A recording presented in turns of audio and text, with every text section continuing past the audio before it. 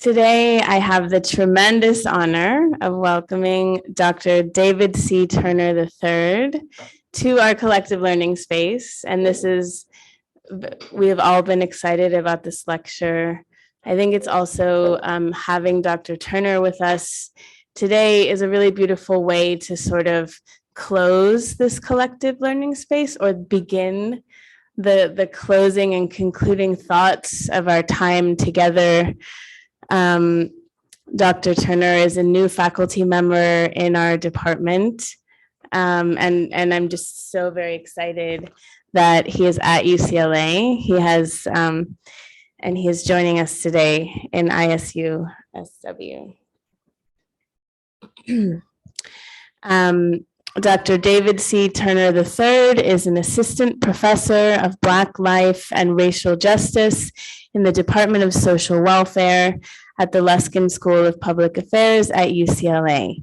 He is also a faculty affiliate with the Ralph J. Bunche Center for African American Studies and the $1 Million Hoods Project on campus.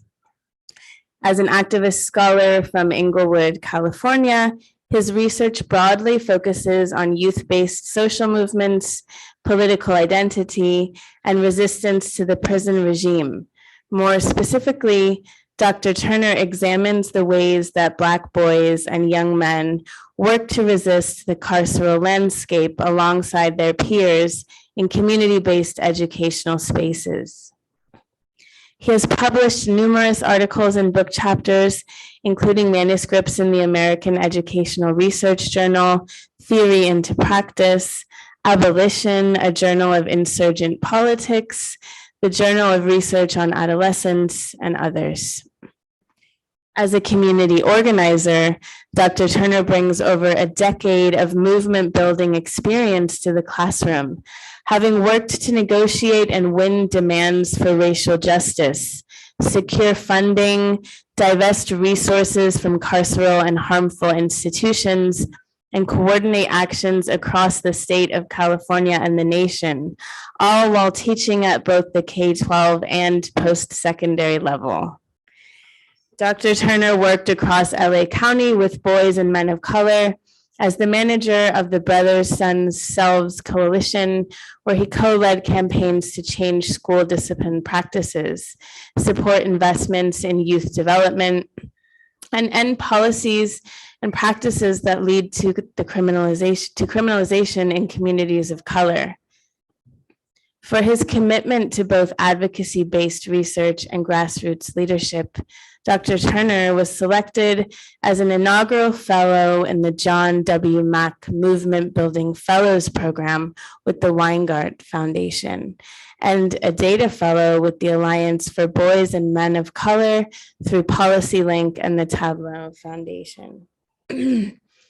Dr. Turner has participated in the movement for Black lives as a political education and research specialist, helping organizations with teach-ins, designing curricula, and community-based participatory action research surveys.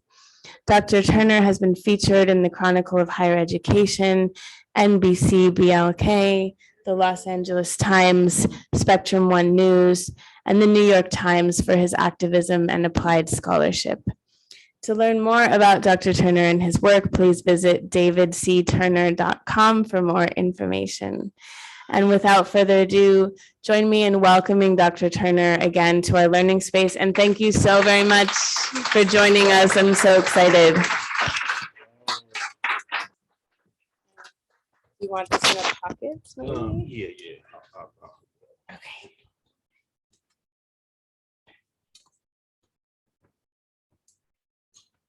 All right. Yo, every time I get my bio read, I'm like, damn, I did do that, huh?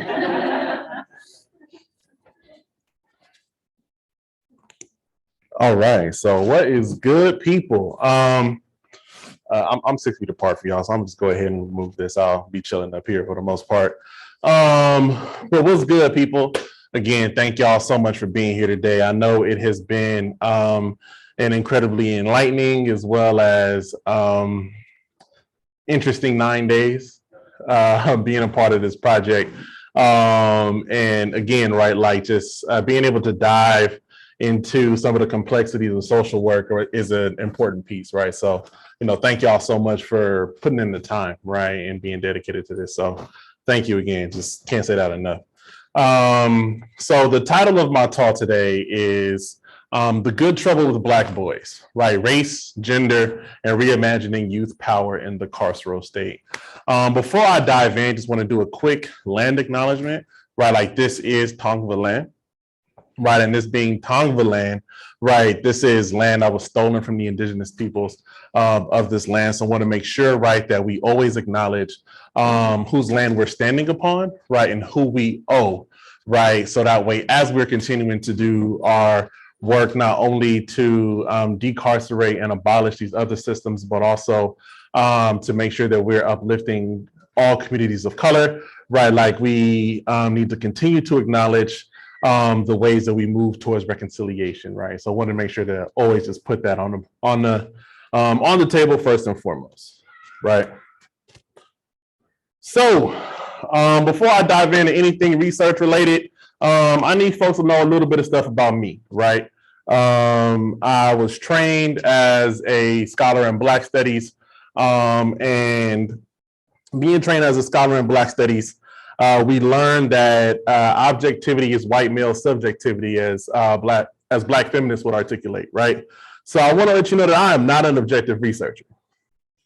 I do not claim that. That is not my identity, and that's just what it is, right? Both of my parents and other members of my family, right, were impacted by the carceral system. And because of this, I have dedicated my life as a community organizer working to transform these systems and ultimately abolish them, right, in order to build something new. So I've done this not only in my research, but also in my organizing, right? So I wanted to make that clear first and foremost, so you know a little bit about who I am. So again, like I said, I'm a community organizer, I'm an educator, and I'm a youth worker. I've been working with young people, in particular boys and young men, for the last 10 years or so. And I've been doing that all across the country, but mainly here in Los Angeles, California. Again, abolitionist by orientation, and I'm being influenced by the Black radical tradition, right? So the Black radical tradition being folks who have not only studied, but who have also worked for praxis, right, to liberate all Black lives, right? So that has been a part of who I am, and it is what has politicized me and it was led me to this moment, right? So just to let you know a little bit more about who I am, right? I focus more broadly on social movements and political identity, right? Again, right, when I was in undergrad, I was doing a lot of learning about all the different movements and ways that Black people have resisted oppression. And, it was nice to read about it, but it's another thing to do something about it, right? So back in 2011, I had gotten involved in some of the organizing around Troy Davis, as well as the stuff with Occupy LA. Then from that point in 2012, got involved with work around Trayvon Martin, Students for Quality Education, and have been involved in social movements personally ever since. And it's also influenced my research interests, right? So not only being immersed in social movements, but also, right, helping to be engaged in them and in some cases lead them. And with that being said, my focus more specifically is on Black youth organizing and resistance. So going to schools like the schools I went to, right, where we had brand new metal detectors, but books from the 1980s, right? Something was wrong, right? Something was wrong. And I wanted to figure out what was wrong. And again, as a youth, I didn't have the language for it, right? But it was when I began to come into consciousness where I learned that, not only is this happening to me, but it's happening to others, right, all across this country. And we don't have to take it. And we can do something about it, right? So again, just wanted to make sure to lift that point up. And finally, I'm an interdisciplinary scholar by training, right? So I draw upon frameworks from Black studies, from education, political sociology, community psychology, social work, and others, right, in order to help me make sense of the phenomenon that happened in the world, right? So especially in the social sciences, you see a lot of scholars who are very siloed, right? They don't read beyond their field. And because of that, their political imaginations and what they think is possible is limited, right? Not me. We don't do that.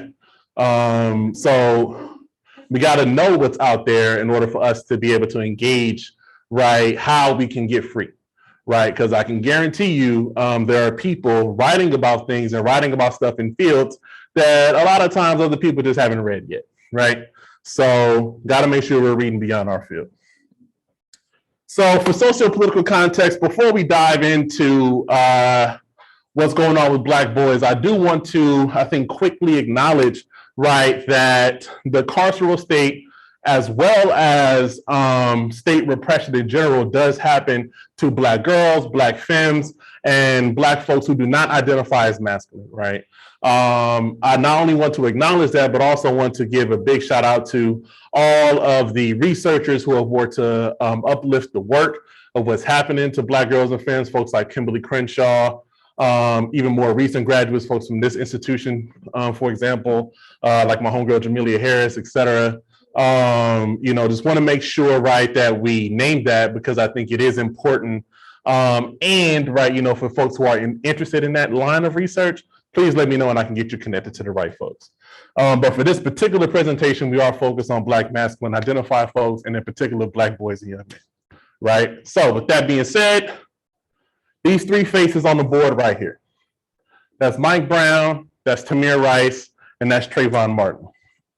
Their face was shared all over the news as they were murdered either by vigilantes or they were murdered, right, by the state, by police officers, right? And what this contributed to, right, was a racialized and gendered narrative of crisis, right? A narrative of crisis of what is going on with these Black boys, right? What is happening with these Black boys? You would hear folks like the president of the United States at the time, Barack Obama, would say, oh, well, if I had a son, he would look like Trayvon. Or 35 years ago, I'd look like Trayvon, right? You would also see folks like the Miami Heat pose in hoodies, right? Because that was a lot of the discourse of the time saying that, oh, well, I shouldn't be criminalized just for wearing a hoodie, right? Now, this discourse and what was happening in the public sphere around Black boys and young men led to two simultaneous, sometimes interconnected, but sometimes, right, very distant responses to what's happening with this racialized and gendered narrative of Black masculinity, and in particular, Black male criminality, right? So on one hand, you have this movement against the carceral state, these social movements, right, that are happening against carceral power, right? So you have the rise of the movement for Black Lives, which I would argue is centered around what happened in Oakland, around Oscar Grant. I would call that the epicenter or the beginning point, but a lot of folks more popularly would argue that it happened with Trayvon and then really ignited around Mike Brown and Eric Garner and those folks in 2014. So this is one of the responses that's coming to this, what we see as a hyper-visible assault on Black young men and boys, right? And then the other response you have is this sort of state-sanctioned and state-driven response for boys and young men of color, right? So this includes interventions, different forms of policy, as well as public discourse about, doing something for these boys. This, right, the Boys and Men of Color piece, largely incubated by the My Brother's Keeper movement, facilitated by, at the time, President Barack Obama and the White House, is a state-sponsored initiative, right, to the disparate outcomes for boys and young men And more specifically, and I would argue problematically, right, is more so focused on changing the behavior of these young folks without necessarily addressing the systems, policies, and practices that necessitate these programs in the first place, right? With that being said, as we're thinking about the responses to, again, this hyper visible sort of understanding and witnessing of Black death, right? This is one of the responses that comes. The second, right, is the movement for Black lives more broadly. Again, in California, you have other work that's happening, right, that's happening both within and outside the movement for Black lives, but nationally, it's the movement for Black lives. And this is more of a grassroots response to state-sanctioned violence and continued dispossession, right? Ultimately leading to the rest of the world developing vocabulary like defund the police, right? So with this being said, right, these are the two responses that are coming, right, to this hyper visible sort of death that's happening to these young folks. However, right, on all of these different fronts, on all of these different sides, what oftentimes is missing is the voices of young Black men and boys themselves. So what do we make of Black young men and boys, the ones who are being targeted, the ones who are being assaulted, the ones who are seeing the faces of their peers all over the news? What do we make of their agency? What are they doing about this situation, right? So for me, that's centering agency as an analytic, right? So what does it mean for us to do that, right? So a lot of the questions, and especially research, right, that focuses on Black boys and young men across the social sciences, right, is how do the social, political, and economic systems impact Black boys, right? This has helped to produce, you know, a lot of scholarship, especially from the 1970s to now, to help us understand, right, the violence, the harm, and all of the different things that are happening to these young folks, right? So in addition to that, what are the ideological frames used to characterize Black boys as violent, harmful, or in need of intervention, carceral control, and or quote unquote saving, right? So this has helped to give us language, right, such as anti-Black racism and misandry, such as criminalization, helped us to, I think, more incisively define state violence, right? So this type of scholarship is helping, right, to move things forward and helping us to better understand what's happening. And this is helping us more broadly to be able to name anti-Blackness, gender criminalization, and it's also helping us name, right, like neoliberal governance, right? And for those who may not know what that necessarily means, neoliberal governance, right, is this idea that if you don't conform to the rules of the private market, right, you then therefore should be disposed of, right? So if you don't conform to the rules of the market, being if you're not useful, if you don't have the labor skills, the soft skills, et cetera, then why are you here? You should be incarcerated, right? I mean, that is a very cut and dry, very minimalist version of that. We don't have time to get all the way into neoliberal politics because I don't have that much time. However, you know, just if you haven't heard of it, that's generally what I'm talking about. But as we're talking about these structures, these systems, and these ideological frameworks, what I'm interested in is what are Black boys and young men doing to navigate, resist, and transform social, political, and economic systems, right? So the literature on this, right, has helped us to understand civic engagement, community organizing, resistance, agency, right? So while a lot of people are researching what systems are doing to Black boys, my research asks a different question. It asks, what are Black boys doing back to systems? Right? What are they doing back to systems? And that's what we're going to investigate today. So my primary research questions are these. First, in what ways do Black male youth activists learn to name and combat anti-Black racism? And second, how do Black male youth make sense of and enact their own personal and political agency across varying community-based educational spaces? And we're going to be taking a look specifically at what's happening here in Los Angeles, California. So, methodology, right? So how are we doing all of this shit? Sounds like a lot, right?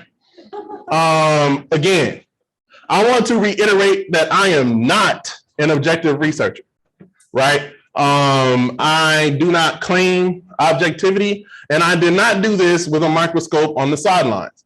I was right there with the folks, as you can see. So what this means, right, is that as I'm directly working with folks in my community, right, this also means I'm accountable to these folks in my community, meaning that they trust me with their narratives, their ideas, their data, their dreams, their hopes, right? I've sat and communed with the parents of the young people who you're going to hear stories from today. Had to give folks rides and go pick them up at 11 o'clock at night because they couldn't get a ride to a party or got stranded somewhere, right? And me being accountable to these communities, being accountable to these young folks means that it's not merely enough to study them. I'm granted an enormous amount of trust, right? That must also be followed with rigor, right? So, this means for me, right, that I had to make sure that I had to represent, right? So with that being said, the data from this comes from about 7 years or 11,000 hours of participant observation, right, of me working directly in communities, right, for a lot of this working full time, working in communities to help transform conditions.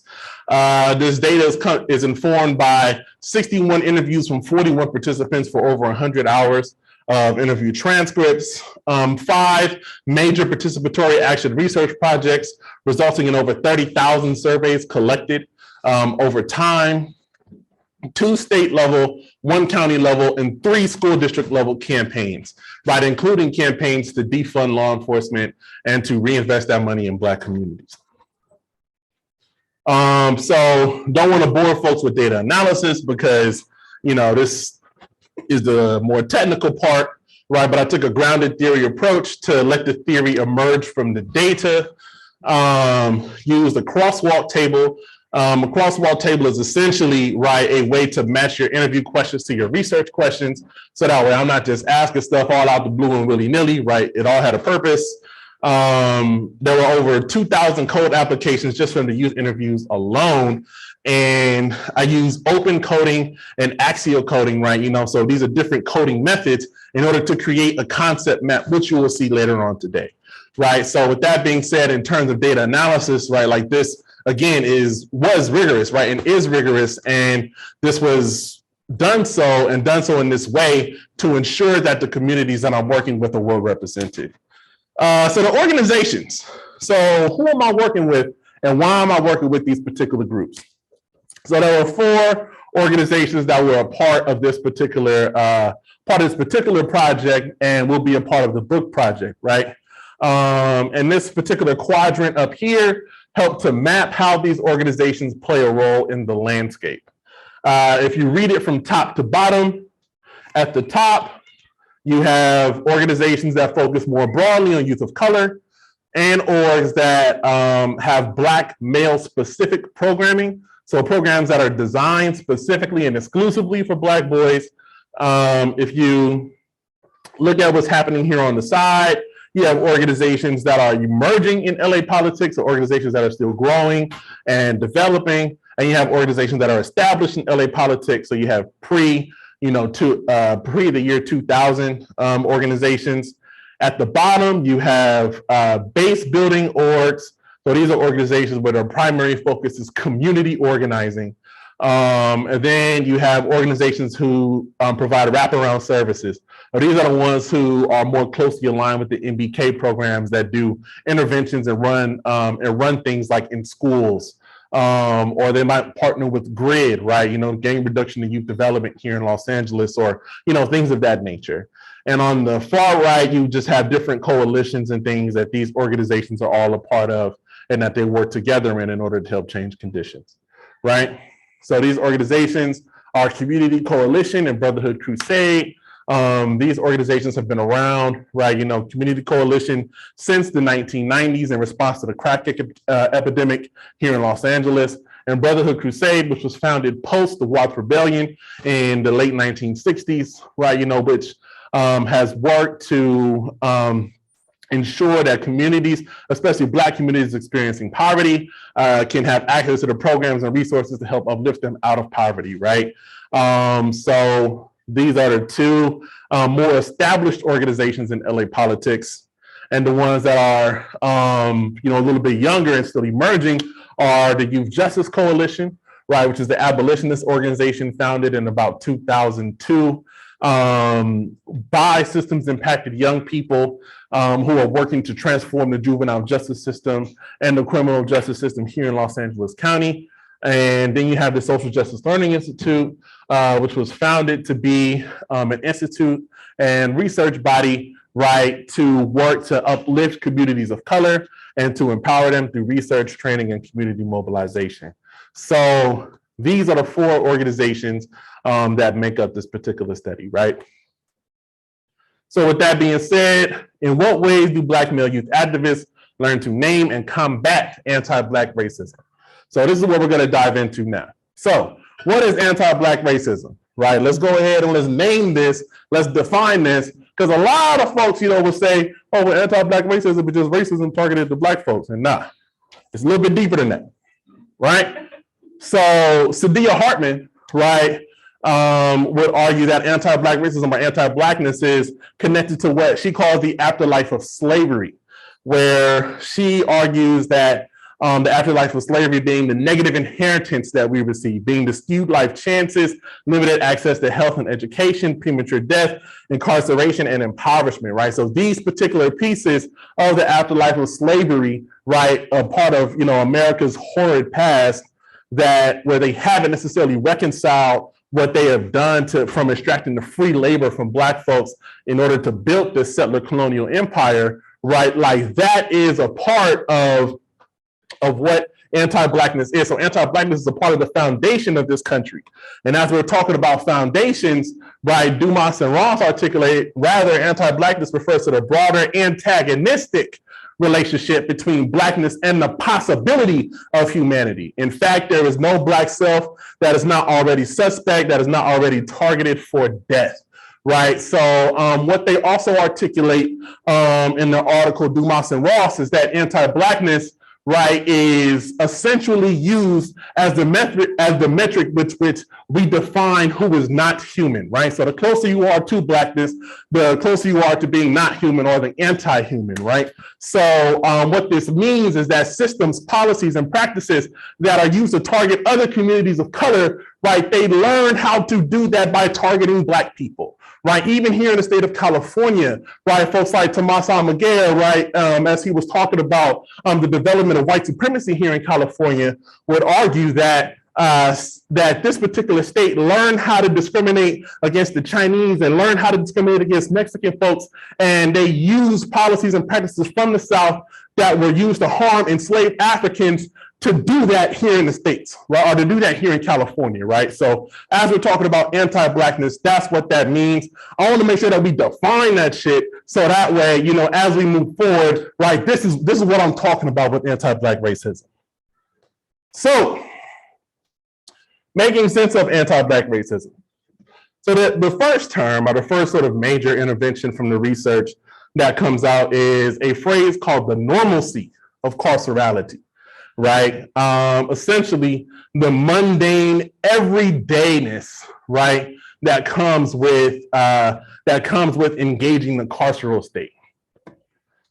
So I define this as the racialized, gendered, and socioeconomic schemas of urban landscapes like Los Angeles, how they bring young people into constant contact with law enforcement and carceral logics rooted in punishment, control, and disposability, which is a way that communities can be pushed and discarded if they do not fit within the neoliberal economy, right? So essentially what this means, and to illustrate a very specific example, right, is that me walking in here in a hat, a Crenshaw shirt, and jeans, right, even though I am a faculty member, I'm a professor here, right, typically the norm for what a masculine identified professor would be at a university like this would be some kind of collar shirt or slacks or, some kind of, the little nonprofit 12s that people see,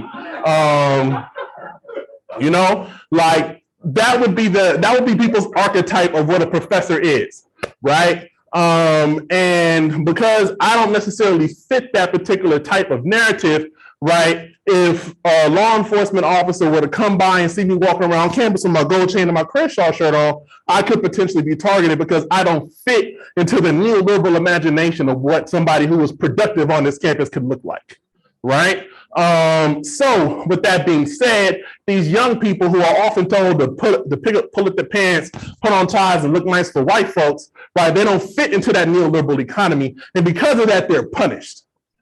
They're consistently punished for that. And this idea of the normacy of carcerality means that they're constantly engaging, right, the carceral state. They're constantly engaging the carceral state at every turn. And it's not just cops. Sometimes it's teachers. Sometimes it's their own parents. Sometimes it's social workers, right? Sometimes it's counselors. It's folks who see these young people as disposable and then act as such, right? So this is the normalcy of carcerality, and this is what the young people, right, had helped me to articulate, right, in this research. So to give you an example from one of the participatory action research projects, right, this was a survey conducted by Boys and Young Men of Color and their Brother Son Sales Coalition. They surveyed over 3,300 young people across LA County to find out what they want to invest in, as well as find out about their experiences, right? And one of the things that they found was that young people had been physically harmed by law enforcement, right? So given the wake of what was happening with George Floyd and all these other folks, they wanted to dive into, you know, a little bit of that data. And this is what they came up with from that data, right? So even though Black youth made up 16% of the survey, again, the survey of 3,300 youth, even though Black youth made up 16% of the survey, they accounted for 37% of all the young people harmed by law enforcement, right? More than 1 in 3 youth who were physically harmed by law enforcement reported that they had never been arrested or officially detained. Well, these are folks who's getting their ass whooped and they ain't did shit. They're just existing. They might even just be there, right? So, so with that being said, these are some of the things that the young people identified. Half of the young people, or nearly half of the young people, said that law enforcement is overly aggressive. Nearly half of the young people said that they feel either somewhat or not at all safe when interacting with law enforcement. And, right, 526 youth identified that they had been stopped and questioned by law enforcement. Now, that 526 number is really interesting, right? Because there were 128 cases where young people said that they were physically harmed by law enforcement. And there are 526 cases where young people said that they were stopped and questioned by law enforcement, right? So when we did, so we ran the numbers, right? It was a 1-to-1 match, right, for the young people who were harmed and the young people who had been stopped and questioned, right? So what we found, and one of the findings of the survey, is not represented here, is that if you were stopped and questioned by law enforcement, there was a 1 in 5 chance that you were going to be physically harmed in that encounter, right? And again, this is research that the young people did, right? The young people who surveyed their peers that were going door to door and were at grocery stores and making different classroom presentations. They did this research to help identify this, and they worked to pass different policies and practices, right, to help transform these conditions, right? So I want to make sure to uplift them in this. 2 more quick points before we move on. 1 out of 4 of all the youth, right, who were physically harmed by law enforcement identified as LGBTQ, right? So a lot of people think that this is a cis male issue, and it's not. You know, so wanted to make sure to point that out. And right, another thing that we saw was that 27% of the young people who were physically harmed by law enforcement were girls or people who identified as femmes or cis femmes, right? So again, I think to the earlier point, right, that I said toward the beginning, where this issue also impacts Black girls and young women, right? Like this is an example of what that looks like. So, carceral presence on campus, right? This is my little homie Aiden from Community Coalition. So Aiden was talking to me about, you know, what was happening on his campus with school police, and more specifically, why students don't necessarily trust school police, or why they don't feel as if school police belong on their campus, right? And what Aiden had to say, I'm going to focus on toward the highlighted part.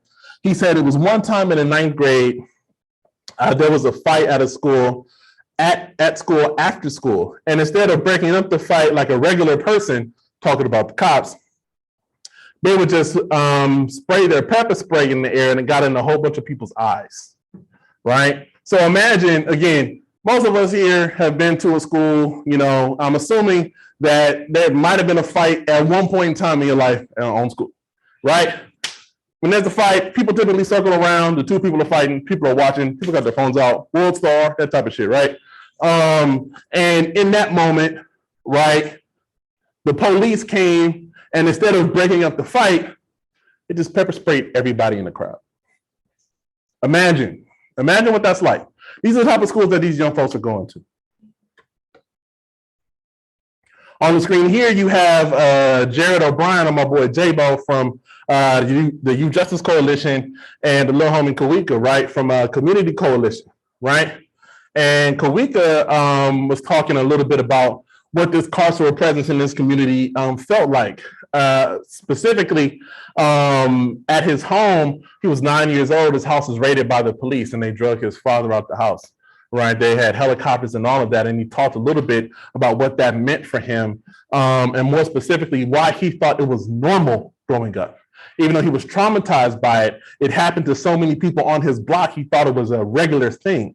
Jared shared a similar story where he was at home, and the police, the LA County sheriffs, right, had kicked down his bedroom door, and he was wearing drawers. Right, he was in his boxers as they kicked the door down, right, looking for his brother. So while, again, these young people are talking about the carceral presence in their communities, right, they're talking about it, and they're helping to name how normal it felt for them, right? But as they're talking about how normal it was, they had to be a part of community-based programs, right? And right, like they learned, you know, different types of language to understand that even though it was normal, it wasn't right.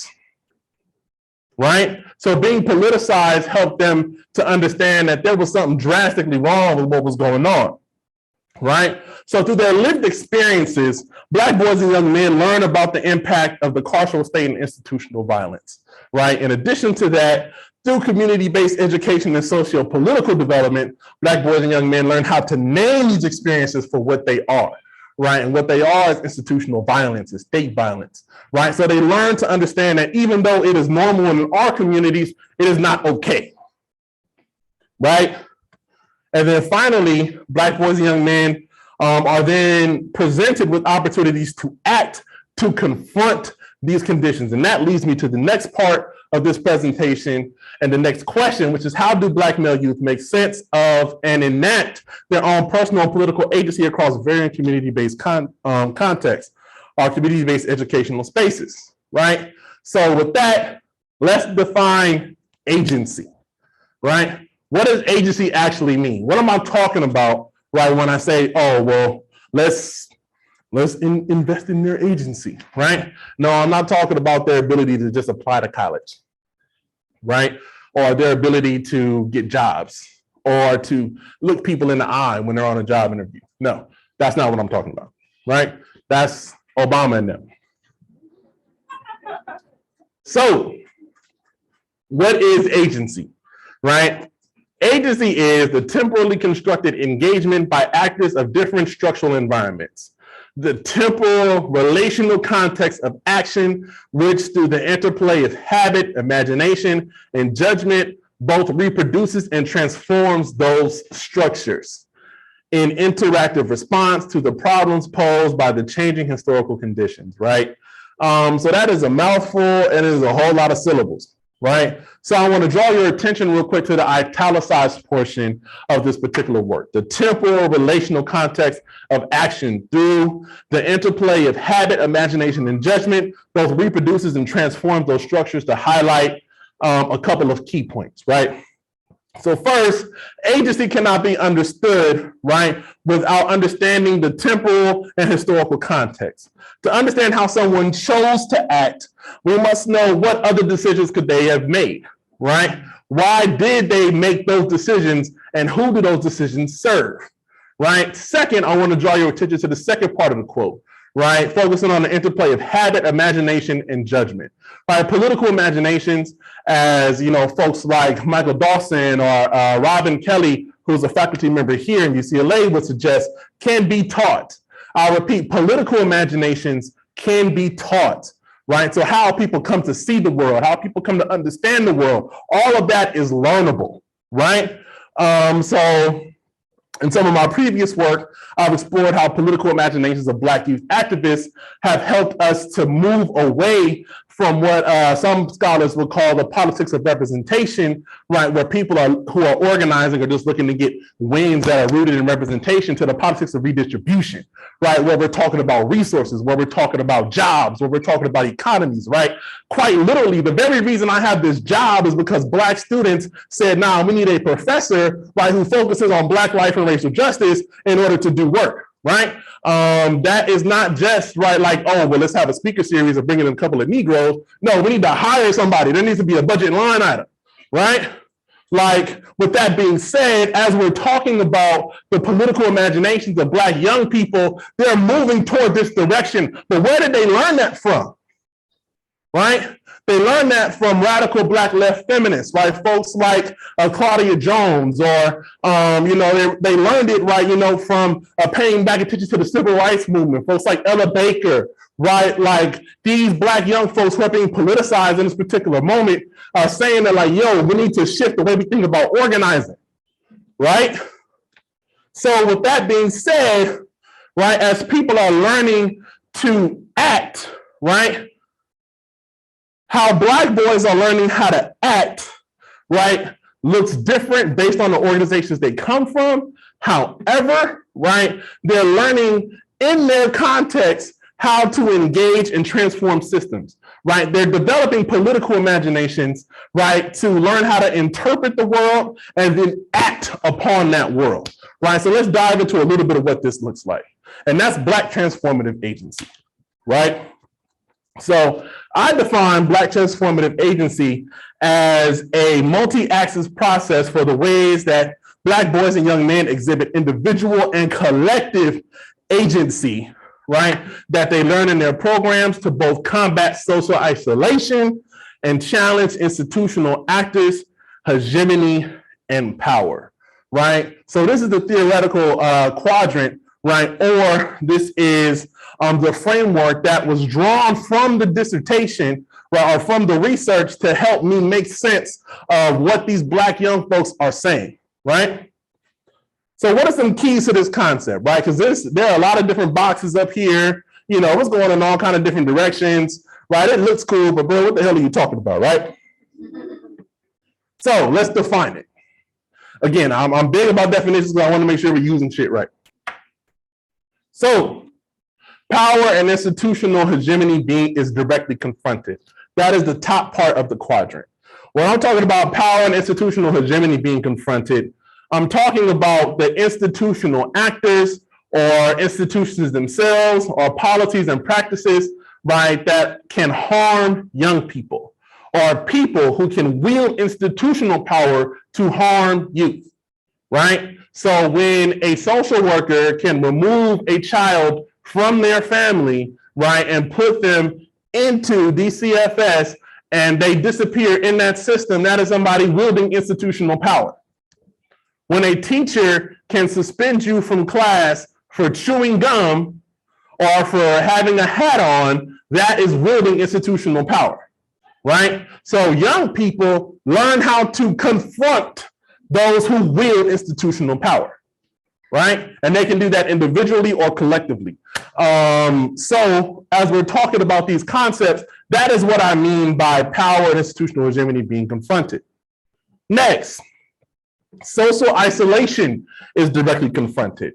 Now, this is where I draw upon sociological literature, right, to talk about the lack of access to resources or to networks, right? Or to state manufactured isolation in crisis, right? So when Kawika or Jared, right, as their houses are being raided, when they're thinking that, damn, why does this keep happening to me?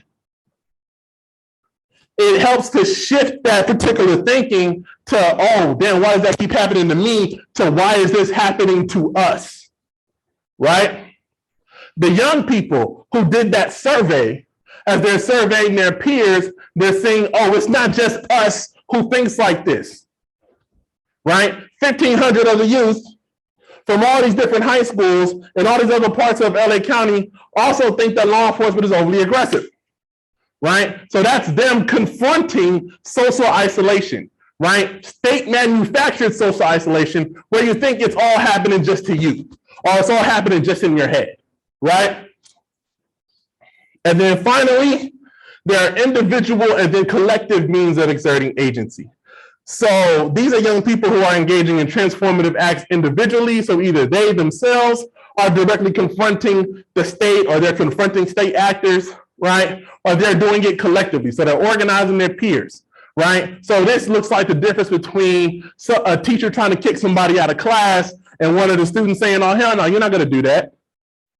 To young people, right, working collaboratively to take $25 million of police money and use it to start a Black Student Achievement Plan, right?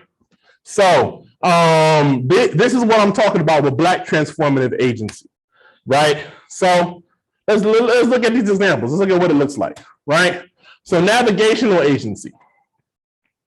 This is where young people work individually, right, to confront institutional hegemony and power, right? So young people are able to advocate for themselves and are, others, right?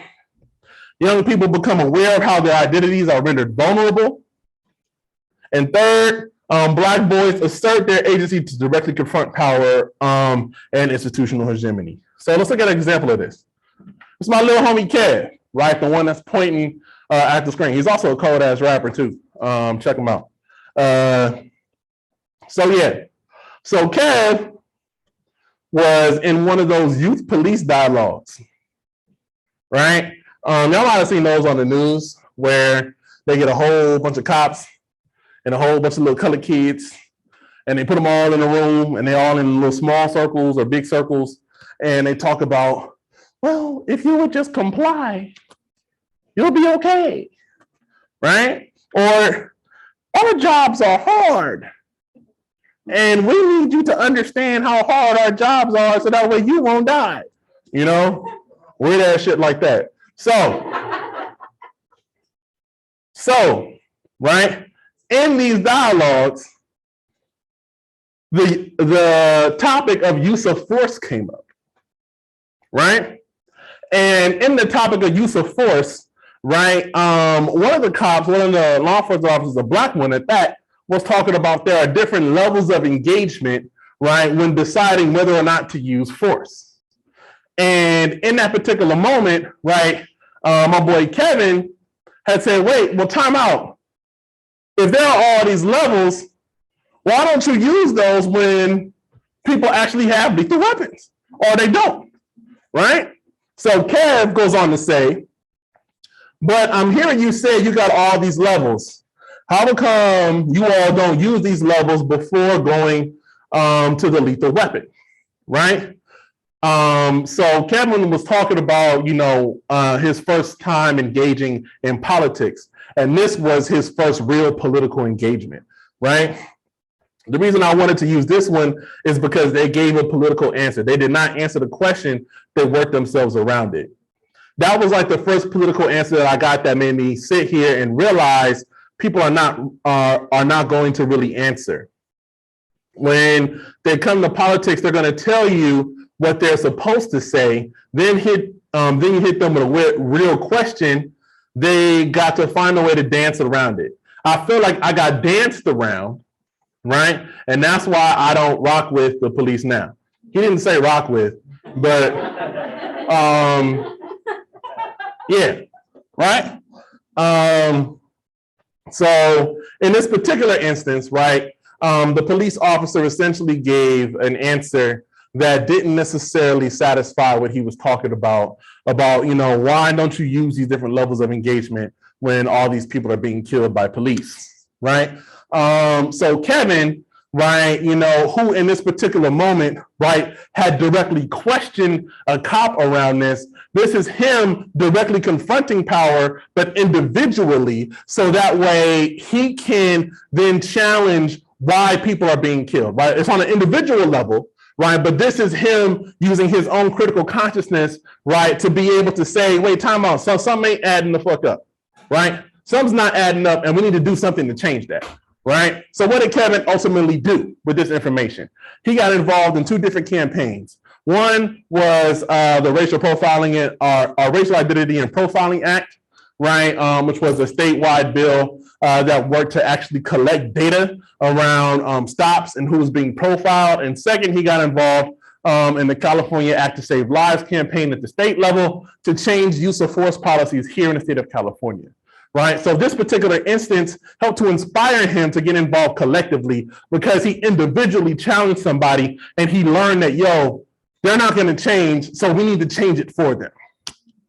Right. That's navigational agency. And that's what it looks like in context. Next is relational agency. Right. So this is where young people are challenging social isolation and they're doing so individually. Right. So these are peer influences in youth organizing programs, and how these peer influences, right, are vital to social movement participation and to personal growth, right? It helps to sharpen their analysis of political issues, motivate them to advocate for their communities, and serve as emotional support, right? So this is a younger picture of my boy J-Bo, or Jared, and he's talking about peer-to-peer political education.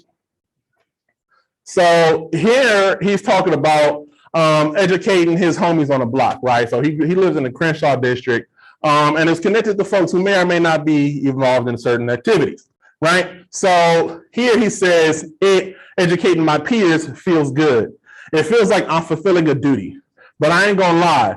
I'm not gonna lie like it's perfect. Having to step up and have them man-to-man talks and let your little brother or little homie know what the deal is. Those talks aren't easy.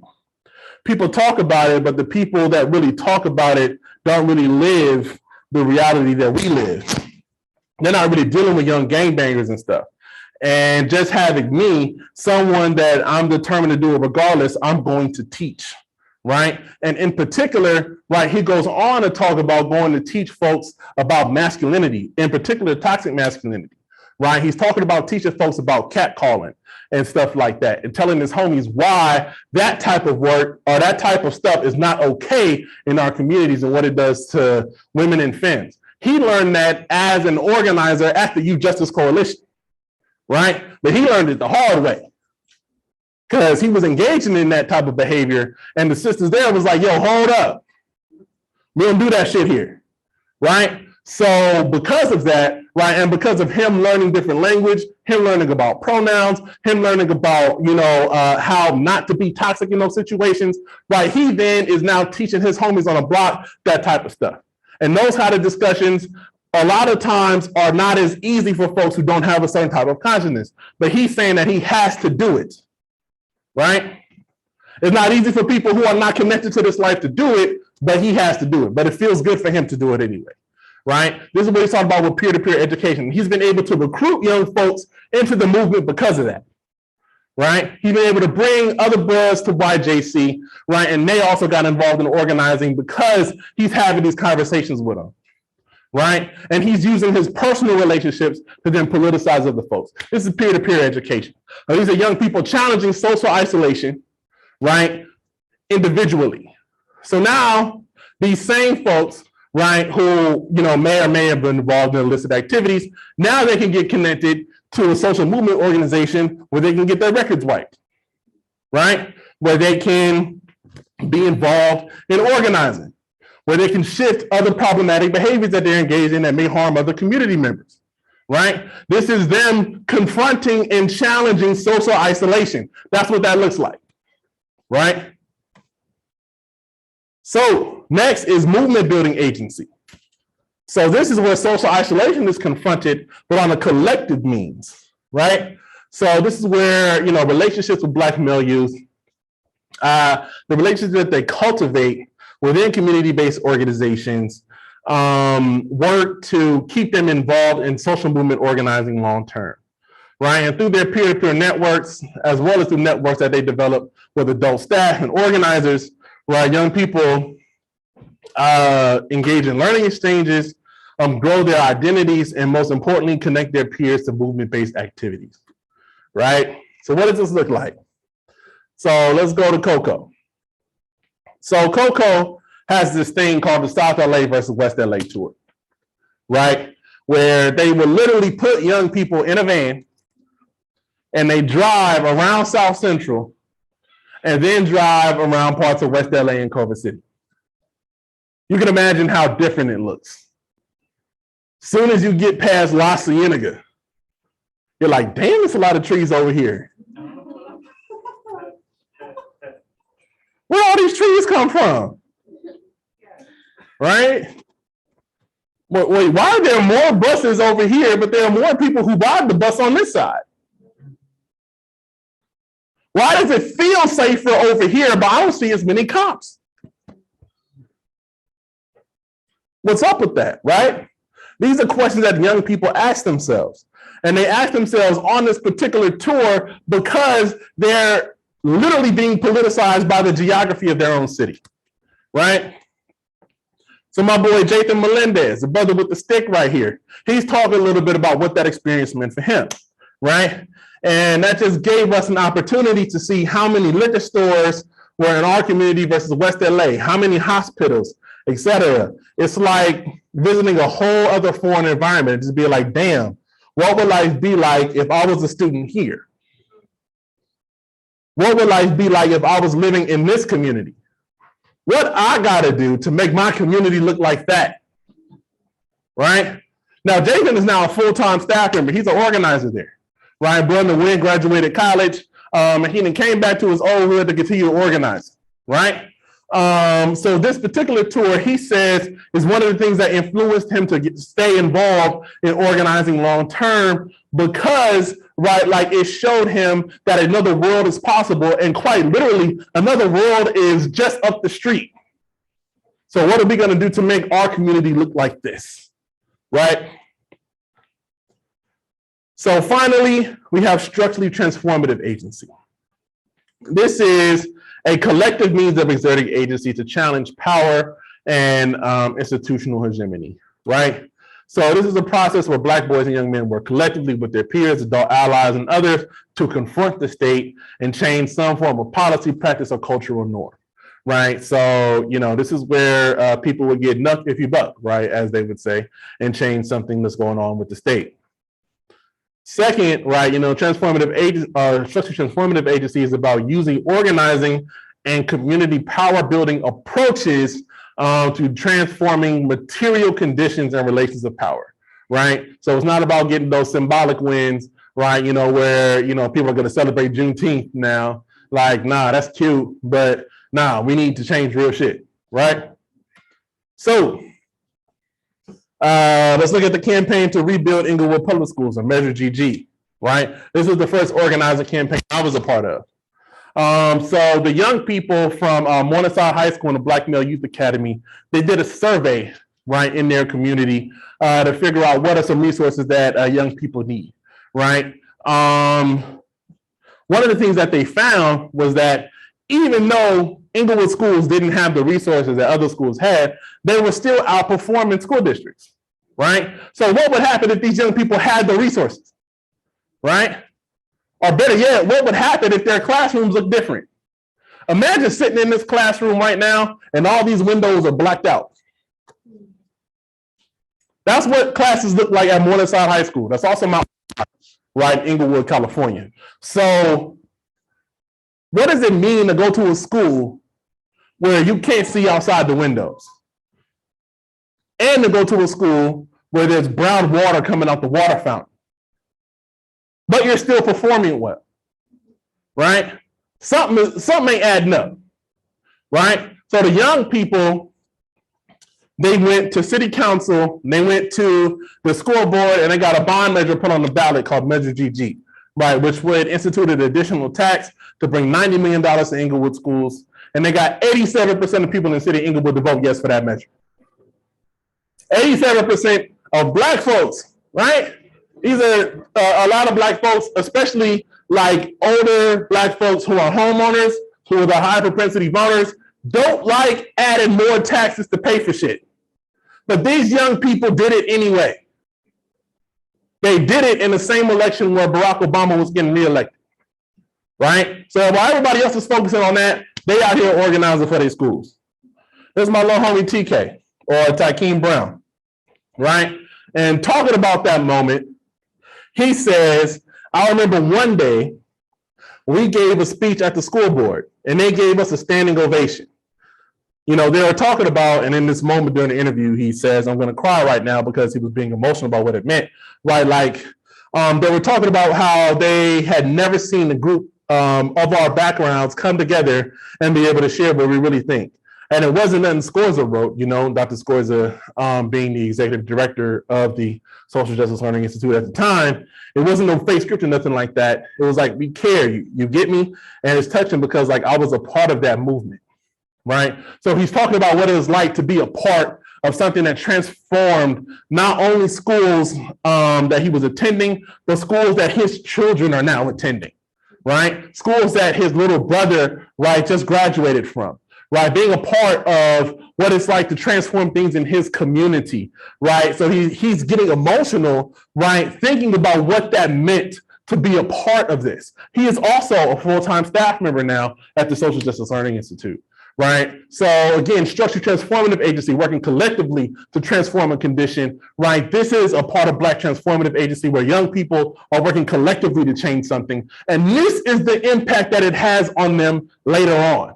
Right? This is the impact that it has on them as they quote unquote graduate or become adults, right? So again, these are the things that they're learning in these programs, right? So I want to leave you with a quick 1-minute clip of my little homie going off, and we're going to close off of what Black transformative agency actually means for social workers, or what it could mean for social workers. Why we need school police? Hey, why we need school police? Why, yeah. Yeah. Why we need school police? Yeah, I don't get it. They causing the friction. I'm really not with it. We need more counseling nurses. The lunch is not meeting criteria. Why we need school police? Why we need school police? I'll say it again, man. These cops killing kids, and we scared of the cops. The gov is basically letting them in. I don't understand. Why we need school police? Why we need school police? If the kids fighting the police igniting, you just sent the truth, and now you were parolee. But all you needed was some counseling. It's the closest thing to blasphemy. I must start fighting back casualties. They not harassing me. They is not saving me. Why we need school police? They need vacation. And why we need school police? Why we need school? Matter of fact, abolishment. We know what time it is. Yeah. Tired of following orders. Some youth got disorders. The cops do not know us, especially impoverished communities. Soldier. They don't need training. We don't need their forces. They is not helping, so we gonna know them. You heard them. We told them just listen to you. Abolish their forces. All right. Well, that is a dope video, and you know, we were turned up that day. There are some key takeaways from not only this video, but also from the overall presentation, right? Hold on for a second. There we go. All right. So first, Black Transformative Agency helps us understand what activism means beyond the campaign, right? So what does it mean, right, you know, for these young people to be involved in this work? And what does this work help them to then do beyond just the campaigns that they're involved in? Second, it's also strategic and coordinated resistance to oppression, right? I think there are a lot of people, you know, especially you get in this sort of neoliberal world of self-care and things of that nature, where people would say things, you know, such as, like, oh, well, you know, self-care is important, or they will misquote Audre Lorde, right, and not take into account the political context she was talking about, where she's saying self-care is an act of political warfare, right? Like they would misinterpret that and use that as saying, oh, well, me taking a nap is resistance, right? When if you just taking a nap and then you just sleep all the time, but shit, what happens to the shit, right? You know, like what happens to the things that we're actually fighting against? Like, bro, like we got to do something about this shit. We can't just live here like this forever, right? You know, so again, this helps us to understand, right, strategic and coordinated resistance to oppression. And third, fugitive pedagogy can lead to abolitionist action, right? So I bring this up. You know, there's a pretty good book. I encourage everybody to read it by this brother named Jarvis Givens called Fugitive Pedagogy, Carnegie Woodson and the Act of Black Teaching. And in it, he talks about Jim Crow teachers in the South and how they were teaching things that they weren't supposed to be teaching, and what that did for these young Black folks who then went on to go lead the civil rights movement, right? These young Black folks, right, who are part of this class, are these classes and then went on to go be members of SNCC, right? Like these young Black folks who are being politicized and then, right, like becoming, you know, who we now know as the MLKs, or who we now know as the Diane Nashes or the Stokely Carmichaels of the world, right? You know, so this pedagogy, this type of teaching practices where they're learning about structural oppression and then learning how to do something about it can lead to action that then changes that structural oppression, right? So what does it mean for us to engage that, right? That is another part of the work, and that's the part that I'm going to continue to explore in my own research, right? So there are some specific implications for social work and social welfare. First, Black youth are often imagined as subjects of public policy or as objects of public policy. My research inverts this dynamic to show how Black youth can be makers of public policy, right?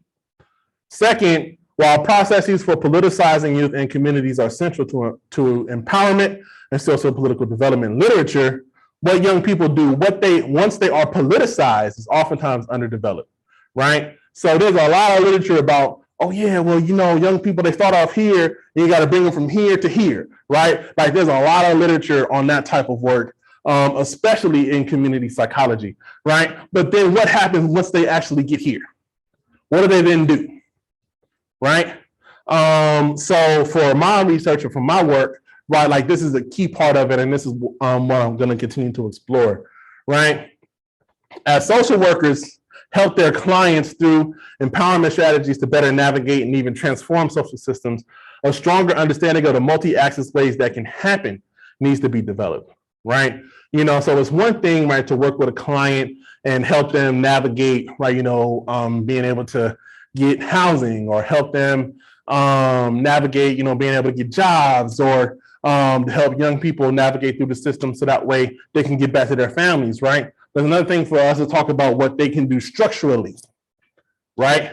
There's that individual empowerment, but then, okay, what about the collective, right? So as social workers, this is a direct implication for what people who are involved in this particular field can do. And finally, Black communities and their understanding of agency can help unmake both structural and individualized dimensions of anti-Blackness if strategically infused into interventions, right? So as we're developing interventions, right, like what does it mean for us to think about agency as a way to transform conditions and not just as a way for us to get along and get ourselves, right?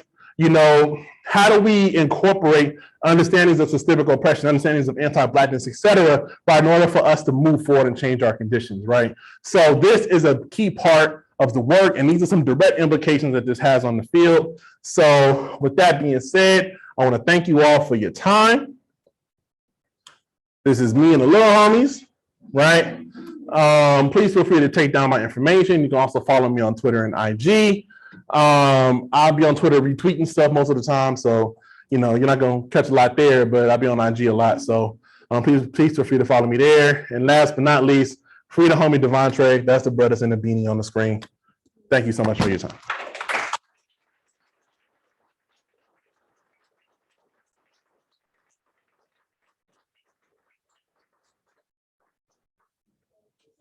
Very much. Ooh.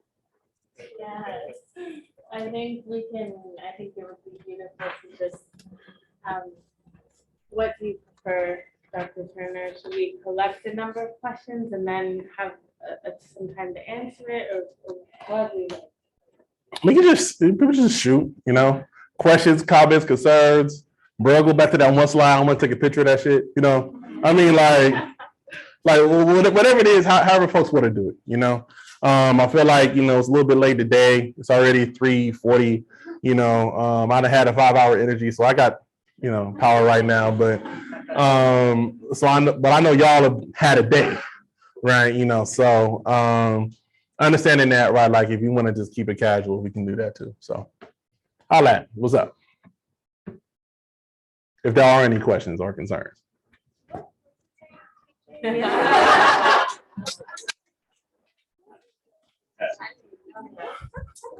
That's a good question. I'm not teaching until next spring, but I'm teaching juvenile justice policy. That's the graduate level course, and I'm teaching an undergraduate level course in social movements, right? I will. I don't know how the hiring process works yet. But please shoot me an email and holler at me sometime in that like winterish time to help you figure that out, because I will need TAs. I'm pretty sure it's gonna be like 200 some odd people in that class, and I'm not grading all them damn papers by myself. So yeah, holler at your boy. I'd say those were one of the most productive 60 minutes of my life. And just a comment, last time I was paying so much attention, we were all watching Moulin Rouge. I'm a big fan. I'm honestly a big fan. Thank you. Thank you. Hey, that means a lot, man, because I definitely got that young imposter syndrome. So, I'll be trying. Thank you. I appreciate that, Phil.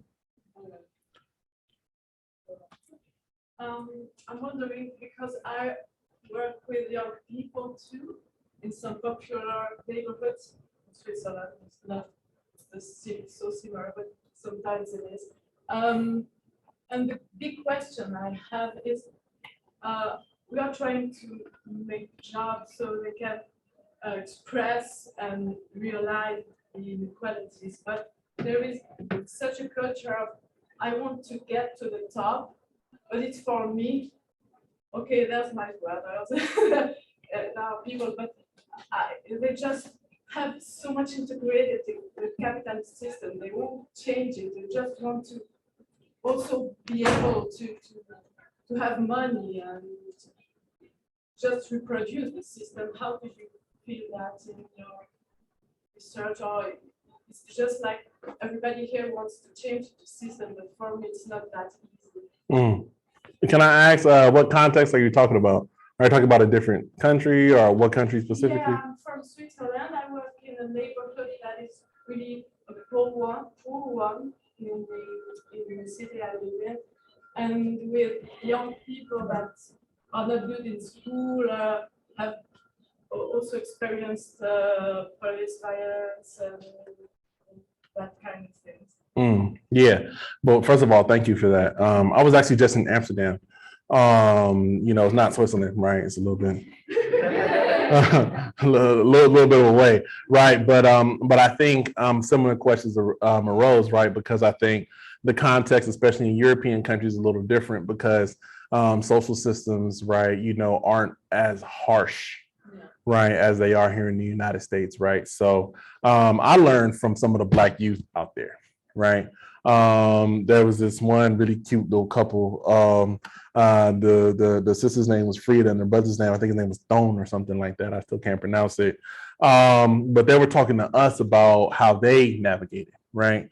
And one of the things that that they learned, right, was that it wasn't until they had a stronger understanding of how their country came to be and how, even as Black folks living in Amsterdam, right, like how they experience the world and how they experience things, that they began to see that things were unfair, right? And right, that they want to do something about it, but in order for them to even get to that point, they had to understand it first, right?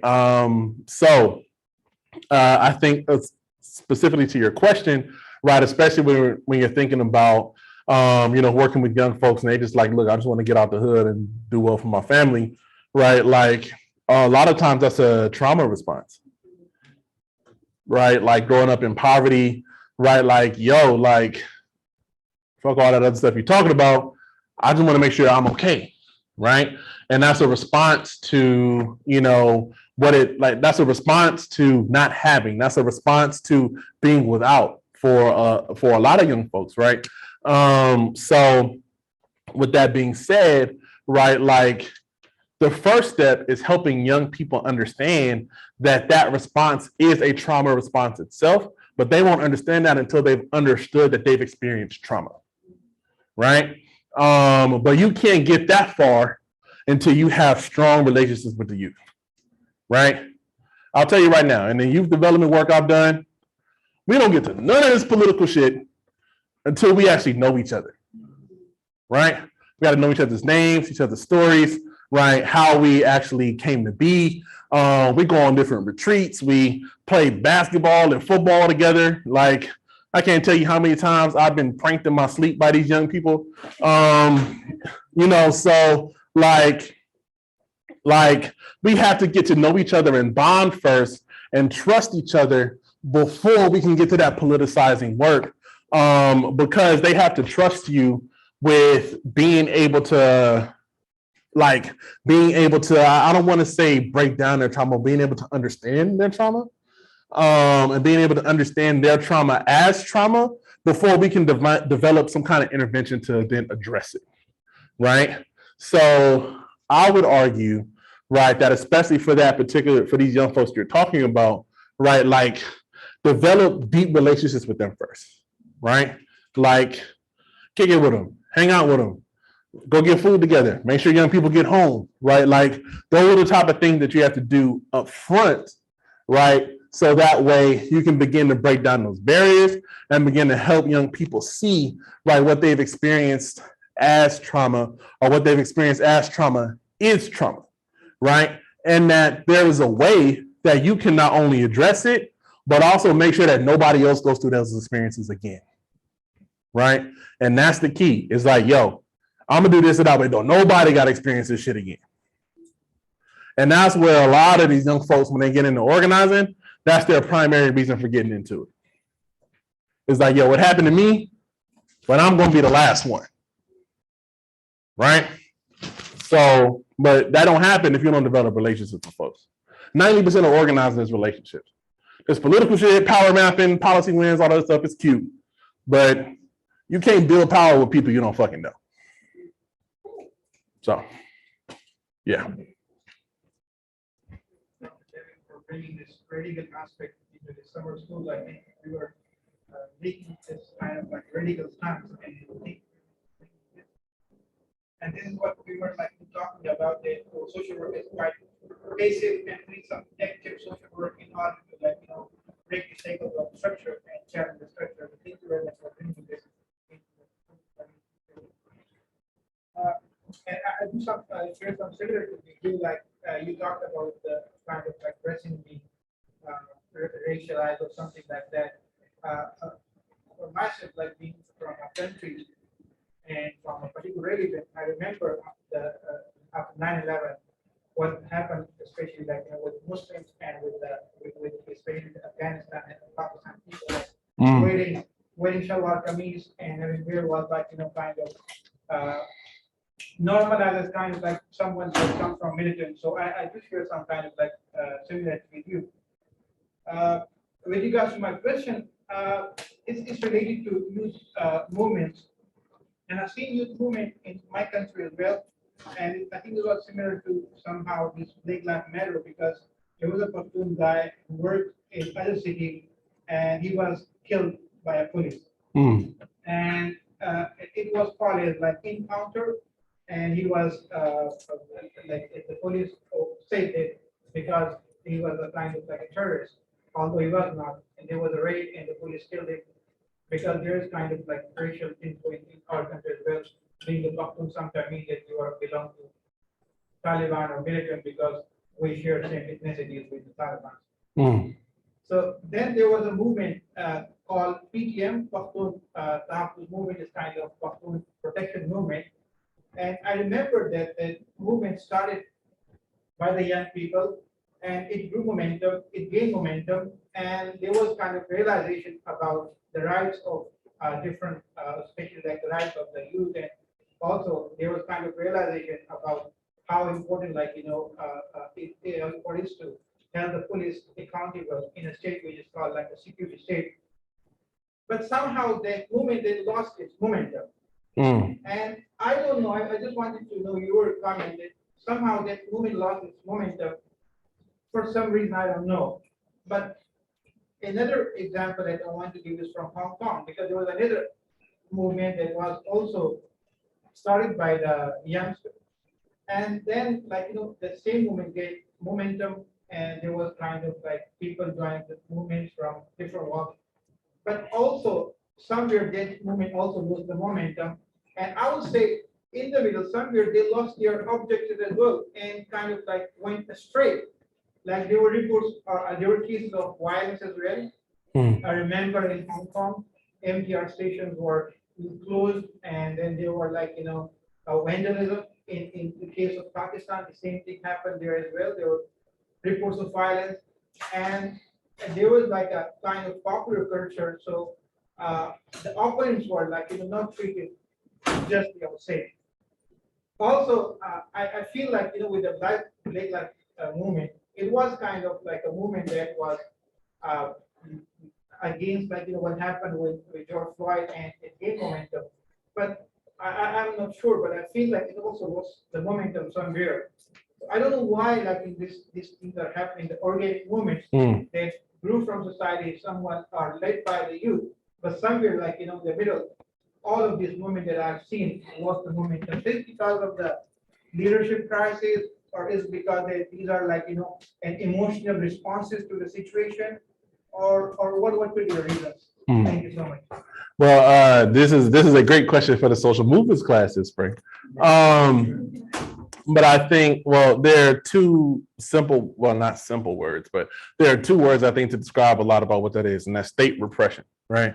So if we look at, let's say, for example, something that was closer to being successful, like the Arab Spring, right, in Egypt and other parts of the Middle East, right, that was a little bit more successful, not only because they had momentum, but also they controlled the narrative and were able to take control of parts of the state that allowed them to control the narrative, right? Now let's look at something like Black Lives Matter, for example, right? The reason why, I take a lot of shots at my boy Barack Obama is because he has been used as a tool to repress movements, right? Where, they will wheel him out from time to time to say defund the police is a bad slogan, right? Or, you need to work with people who don't even believe you're human in order to get things done, right? So that is then used as a way to then empower other folks who have power to say, oh no, we need to fund the police, right? Or Cory Booker over there saying, can we dead the narrative that Democrats want to defund the police? Or Joe Biden is over here like, we need to fund the police, right? These are all, folks who are quote unquote politically liberal, and people who use the movement to get clout to gain votes, but didn't necessarily want to engage in building power, right? So that's one way how movements get co-opted by the state, right? I'm not as familiar, right, with what happened in Hong Kong, but what I do know is that state repression, right, in parts of East Asia, right, so China, in Japan, in the Koreas, right, state repression is no joke, right? So the state controls what people see. The state controls how people see it, right? The state controls social media and how people are even able to share information, right? And then would repress that. And the same thing is happening here, right? So one of the things that we've done in the 21st century is that we've been able to use social media to be able to tell our own narrative. So it, in some senses, right, democratized information sharing, right? But also, right, we've seen how the state is able to manipulate those particular things to then move things out of the direction that we're trying to go into, right? So, right, we can't minimize what the impact that's having on different movements. But in order for us to address it, we need to be smarter, We need to evolve, right? And we need to, I think, as the Black Panthers would suggest, right, not underestimate our enemy, right? I think a lot of times, when we're involved in social movement work, we think, oh yeah, we're just doing our little thing. They're not worried about us. Yes, the fuck they are, right? Yes, they are. There are whole LAPD task forces dedicated to specific people here in LA, right? Some of whom I can call, right? But whole task forces dedicated just to people, individual people, right? So I think one of the things that we can do to ensure that we win is not underestimate the state. And second, right, is to be prepared for counterinsurgency, right, with tools and strategies to be able to address it as it happens. But we also need allies and other folks who are willing to stand with us. And there are a lot of people who just ain't with it or they ain't about that life. So this is where we have to be engaged in multiple strategies to be able to make that happen. And that conversation, a lot of people ain't down because they're like, oh, well, I don't know if we want to be involved in multiple strategies. I'm ready to burn everything down. But the people who are ready to burn everything down can't grow their own food. So, yeah. That's another conversation for another day. What's up? Oh, God. So we'll go here, then here, and then there. Go ahead. Appreciate you and everything you shared today. I'll definitely be looking out for keeping out justice policy in Spain. I wanted to ask specifically about Black men and boys or the people you work with and their feelings towards social work as a profession. Do they ever say, I want to be a social worker? Do you feel like there's a path to social work for them? And what do you think of their opinions of the profession and what is needed in the profession? Quite literally, none of my little homies wanted to do social work until I got this job. They were like, oh, social welfare, what's that? I'm like, oh, people get MSWs, that type of stuff. They're like, oh shit, can I apply? Quite literally, none of them were interested until I got here, right? I think, for a lot of us in community organizing, we are doing social work, but it's not called that, right? So I think one of the things in terms of, again, a part of disciplinary silos, right, is working to or working as community organizers to help us understand that what we're doing is also social work, right? That it's not just folks who are coming from the county or not just folks who are, clinical social workers, but also people who are working on a macro level, right, working to change things, right? So a lot of the young people I worked with weren't interested until I got here, but they're also learning to understand that what they're doing is also social work, right? And it was social workers who told me, right, that what I was doing was social work, right? So with that being said, right, I think that's a part of the strategy is helping people understand that yo, if you're working in this particular type of social change work, what you're doing is also social work and you can be a part of this too. Right here. Well, first, thank you for sharing. I really appreciate it. I'm glad to just have you in this space in the department. This question may be more personal, but we've been talking about intergenerational solidarity and ancestral consciousness a little bit. And I was thinking about your point about the shift from why is it happening to me to why is it happening to us? And just because it's normal doesn't mean it's okay. And I'm also from South Central LA, and I was thinking about most recently, finishing school and being here at UCLA, how all of my family members say things "Oh, you're breaking generational curses." It wasn't until recently where I started to realize that those generational, those curses of anti-Black racism and learning how to conceptualize it all. So I'm wondering for you, when was that shift from why is it happening to me to why is this happening to us, and just how you kind of over your ancestral consciousness. That's real shit. I had this cold ass English teacher. He was this Haitian dude named Cedric Robbins. He would ride around campus with a skateboard. He taught AP English.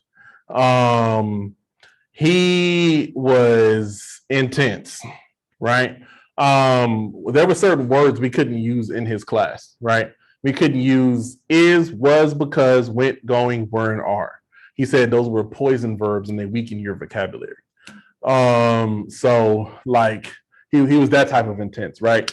So as soon as we actually got our footing in the class, he started exposing us to different ideas. So we were reading Carter G. Woodson. We were reading Paulo Freire. We were reading other educational scholars and thinkers like Gene Anyon and stuff like that. And as we were reading about these systems, right, I'm coming to learn that like, oh shit, what's happening to us is not by mistake, it's by design, right? And we got to do something about this, right? Like, so the first thing that me and a lot of my classmates did was we had boycotted our AP history exam because our AP history teacher was like high key trash and taught nothing about anything the whole year except for the Obamas. I know everything about Malia and Sasha, but I know nothing about AP government, right? So that was our first sort of active resistance, right? As 17-year-olds. But right, like I think being in a class with him helped me to see that there were structures in place. I think going to I went to undergrad here locally. I went to Cal State Dominguez Hills, right? And being at a place like DH and working in my community, right? Like while I was going there, also working to politicize young people helped me to understand other things about myself that led me to be able to work with young people better and help me to better connect that me to us situation, right? It's different when you're looking at a whole room of people who all look like you, but they're not you, right? They have different stories, different backgrounds, different identities. And it's your job to work to help them understand it, like to help them see us, right? But in order to help them see us, you have to learn how to see it, right?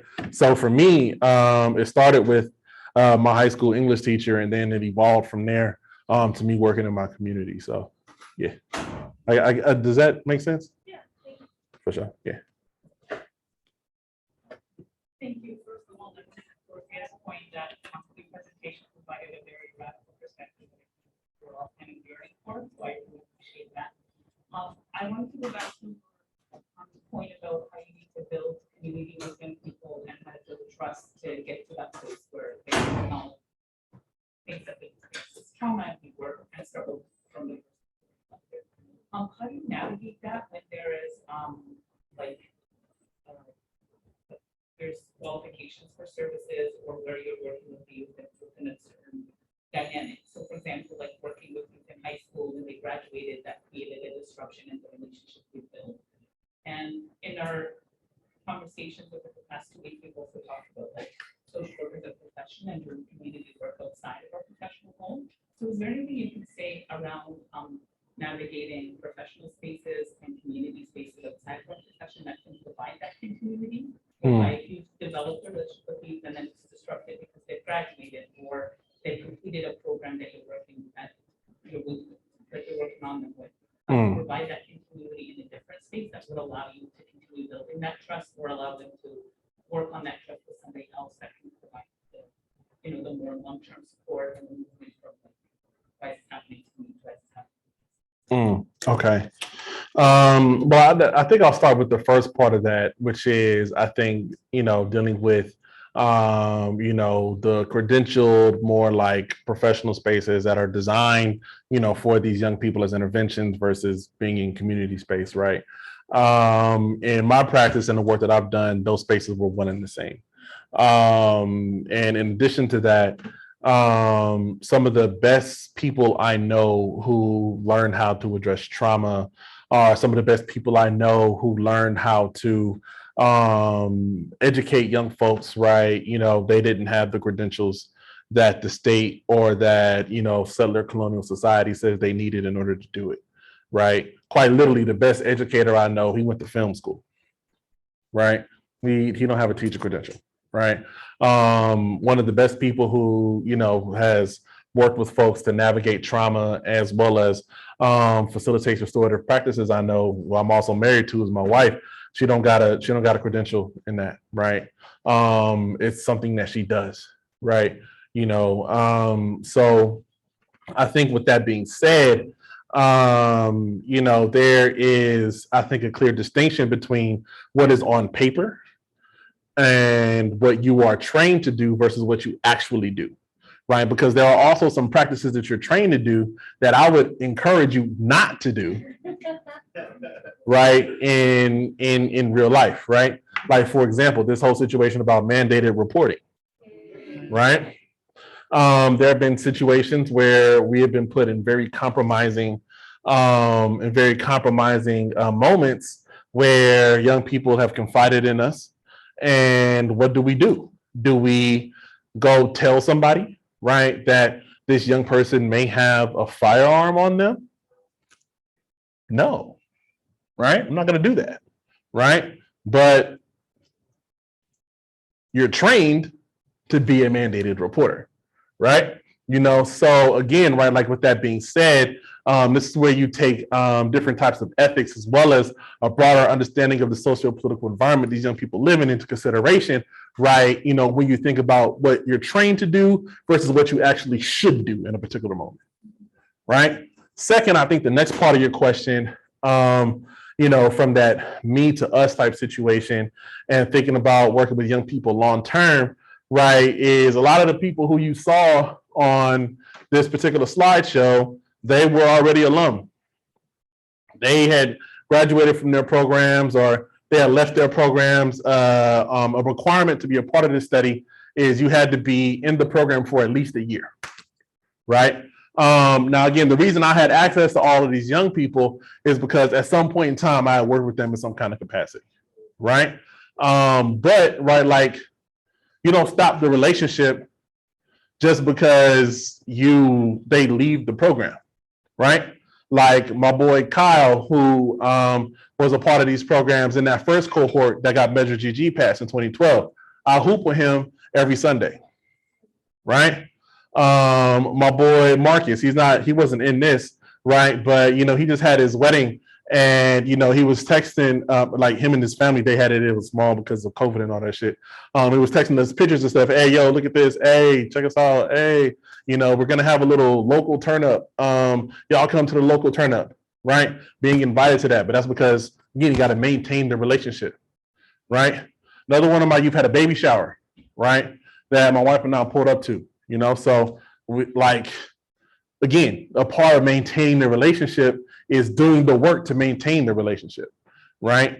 And there is nothing about your training as social workers that tells you that you need to return text messages, right? Or there's nothing in your training as social workers that tells you when you're on IG and you see a meme that reminds you of your young people, you send it to them, right? I saw one meme about, organizers and their zodiac signs and shit. And I sent it to all my youth and they were like, oh yeah, David, that's you. This you was ready to turn up on the police. Like,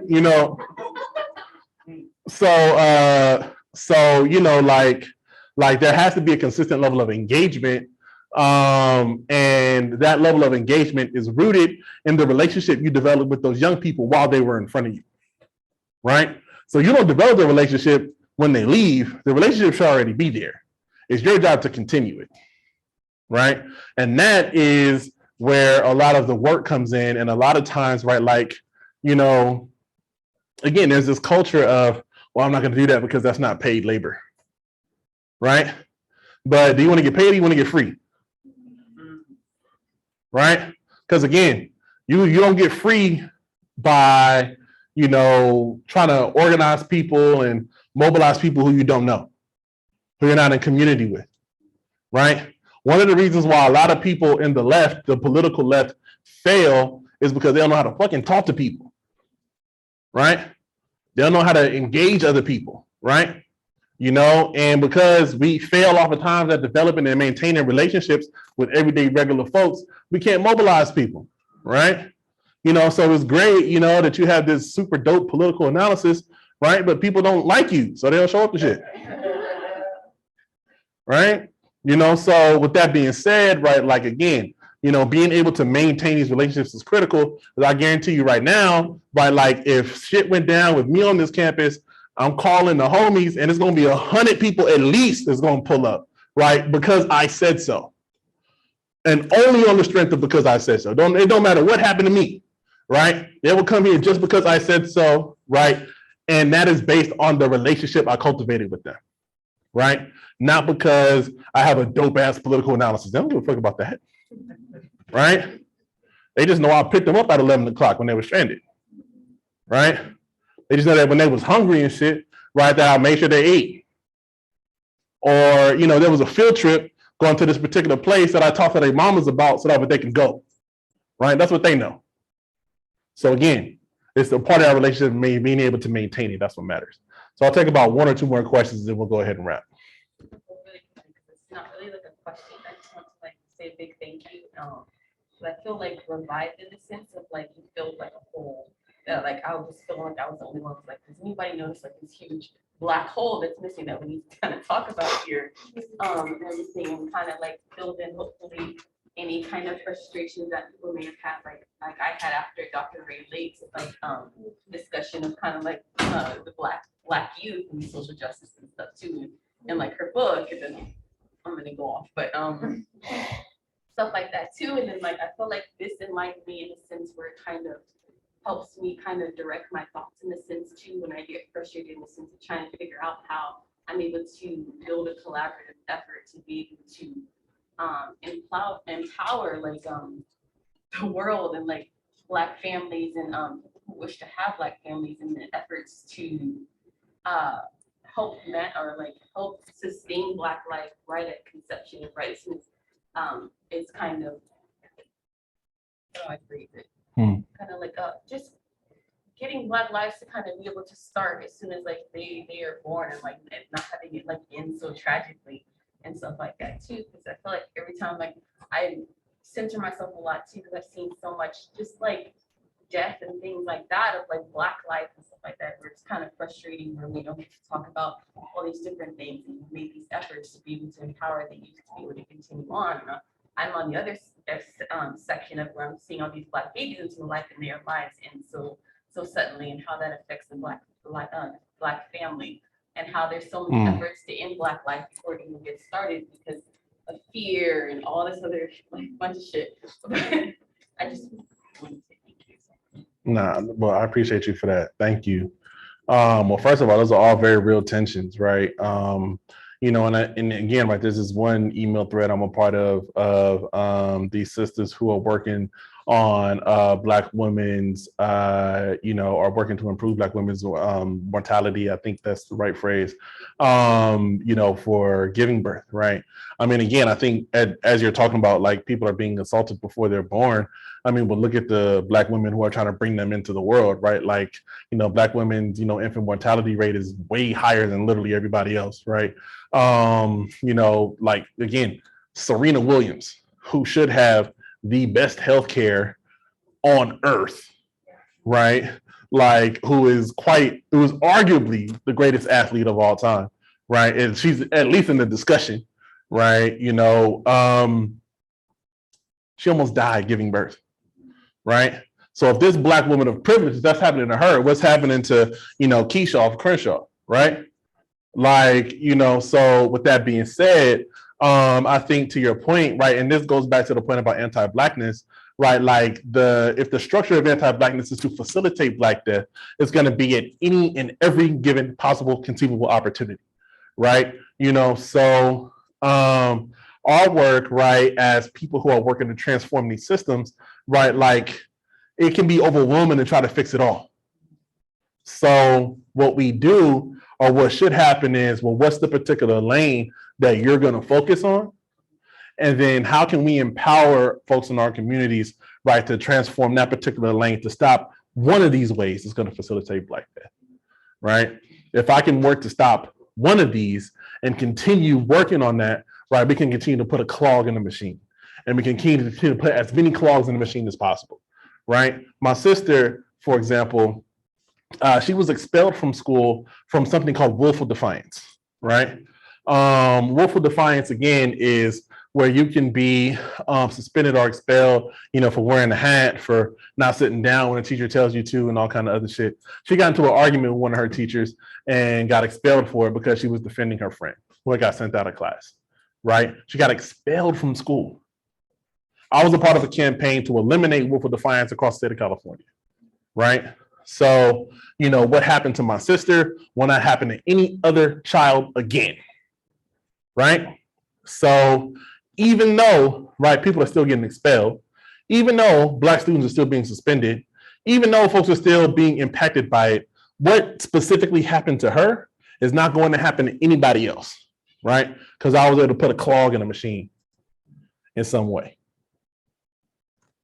We have to be not necessarily content, but we have to be okay with putting those clogs in, right? The only way to eat a whale is one bite at a time.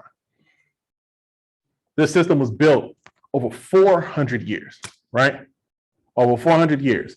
And with trillions of dollars of resources, with all kinds of violence, with decimating entire communities, right? With eradicating literally everything that this country once looked like for it to be here today, right? We're not going to destroy this overnight. But, the more we continue to work, the more we continue to push forward, the closer we can get to freedom. So, yeah. I guess we can conclude on that, right?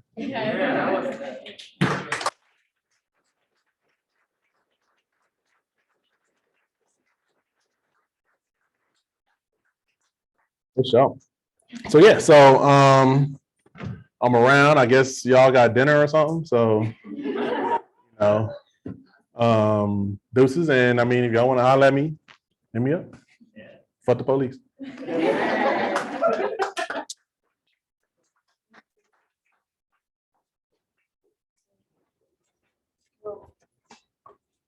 I be trying.